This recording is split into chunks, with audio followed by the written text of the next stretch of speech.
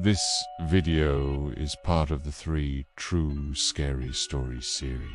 3 unforgettable, true lake house horrors that will haunt you forever. The first story is called The Hitchhiker.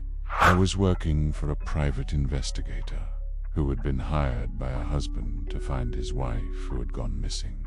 She was last seen getting into a car with an unknown man at a local bar.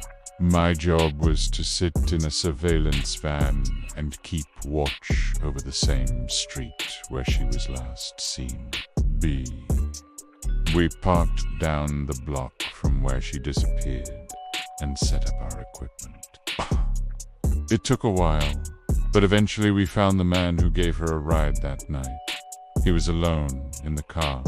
We watched him get out of the car and go inside a house. So my boss followed him there. As they were tailing this guy, my boss saw the missing woman come out of a side door. Thank God, we thought, she's alive. But as soon as he got closer to her, she looked at him and screamed, "Get away from me, you dirty animal." Then she ran into the back seat of the car and hid. The driver quickly got in the car and sped off. This was very odd. Why would she get in the car and then hide in the back seat? Was she kidnapped or something else? We didn't know. And since the driver wasn't cooperating, we couldn't tell if she was there. So we continued to follow them. They drove around town for a while before stopping at a hotel. When the driver got out of the car, my boss followed him in and asked him what was going on. What was the missing woman doing in the car? The driver claimed that he had no idea what he was talking about.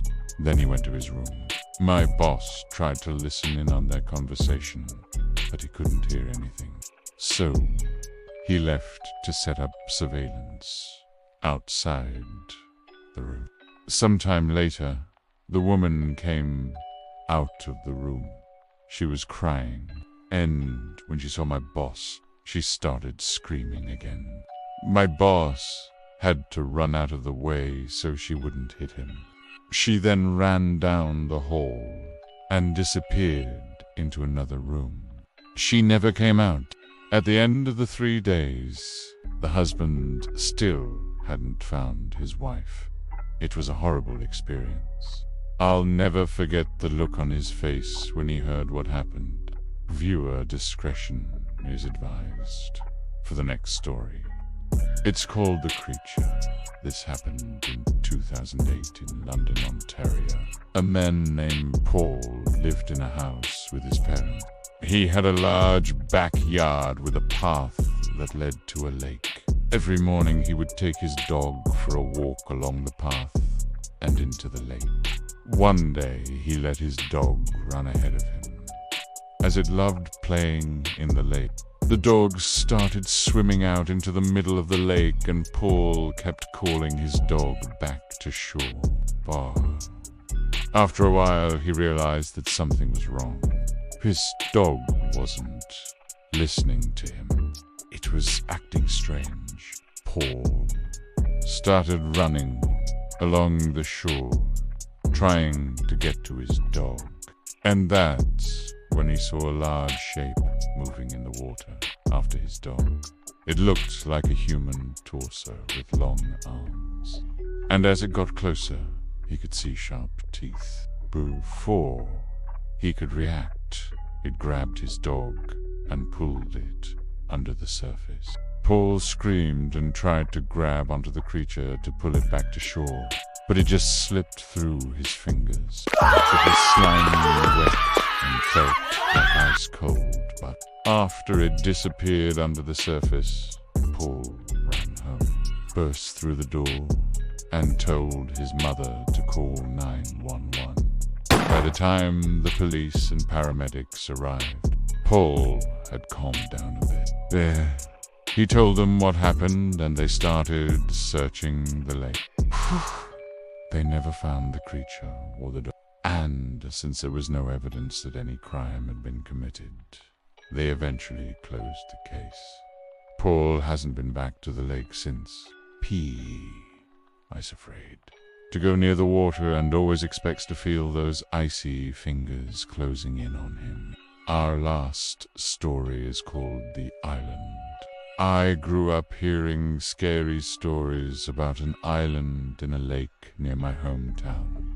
It was uninhabited and supposedly haunted. No one ever went there because it was too dangerous. No one knew how far the legend stretched. I didn't believe any of it. I thought it was all made up to scare kids. When I was 17, a group of us decided to go out on the lake and find the island. We wanted to spend the night out there in camp. We took turns driving everyone around the lake, and after about an hour, we finally saw it. It was small and covered in trees and brush, but as we got closer, we noticed that there were no trees or brush on one side of the island. There was just a steep hill leading down into the water. The ground looked like it had caved in, almost as if something huge had landed there. And right below it, the water was filled with what looked like long, skinny fingers. We didn't think much of it. We dropped anchor and swam off the boat to explore. We walked around the island looking for a place to set up camp, but we couldn't find anywhere safe. Everywhere we looked, the ground seemed ready to collapse. And the scarier the island seemed, the more we wanted to stay there. We finally found a spot and started a fire. Once it was dark, we sat around it, telling ghost stories. It was actually pretty fun, until we started hearing sounds in the water. We couldn't tell what they were. They sounded like screams, but not human screams. More like the noises animals make when they're fighting. But we weren't close to any houses, farms, or anything like that. We were in the middle of the lake. Then we started seeing shadows moving around in the water, almost as if something was swimming around the island. Of course, we were scared. We tried to ignore it and went back to telling stories. But then things started to get really weird. We started hearing footsteps coming closer and closer to our campsite. Whoever was walking near us was heavy. It sounded like someone in steel-toe boots. We were frozen in fear, listening to these footsteps slowly getting closer. And then bang, bang, 2 loud knocks on the ground near our campfire. Then the footsteps stopped. We stayed huddled around the fire all night, too afraid to move. In the morning, we untied our boat and left. We didn't stop to look around. We just wanted to get away from the island. I've never been back, and I don't plan on it. To this day, I can still hear those footsteps and feel the ground vibrating beneath me. And that's the end of part 3 of the series. Now you need to watch the most scary part 1 or check out part 2. These videos are guaranteed to haunt you forever.